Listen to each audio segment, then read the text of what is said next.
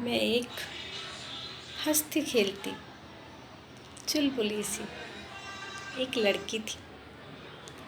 बहुत खुश मिजाज हुआ करती थी। बहुत।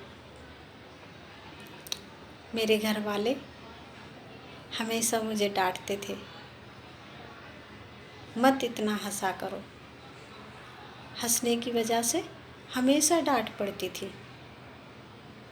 लेकिन मैं कभी किसी की नहीं सुनती थी, कभी नहीं।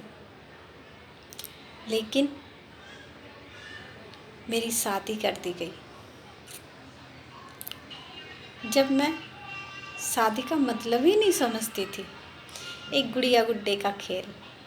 हमेशा मैं सोचती थी मैं भी एक गुड़िया हूँ और गुड़िया की तरह मुझे सजाया जाएगा। बस खुशी खुशी विदा हो गई। मुझे अचानक से इतना बड़ा परिवार मिला।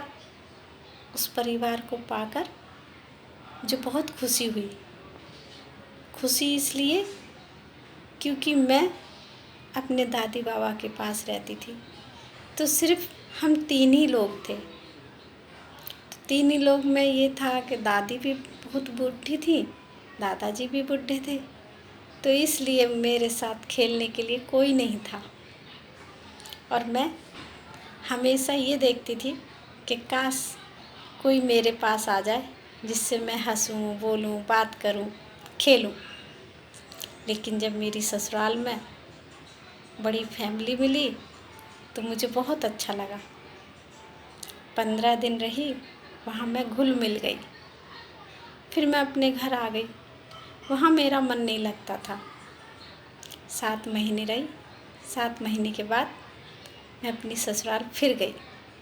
फिर वहाँ मैं बहुत मन से खेलती थी, सब बच्चों के साथ में काम भी करती थी और खेलती भी थी।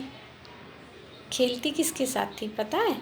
एक मेरा देवर था और मेरे जेठ के बच्चे थे।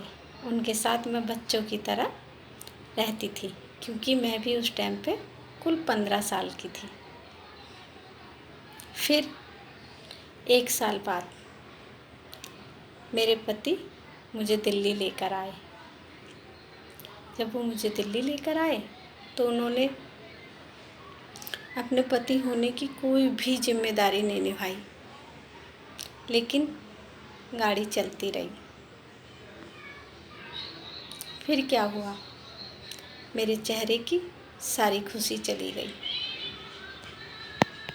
बस इतना ही कहना चाहूँगी।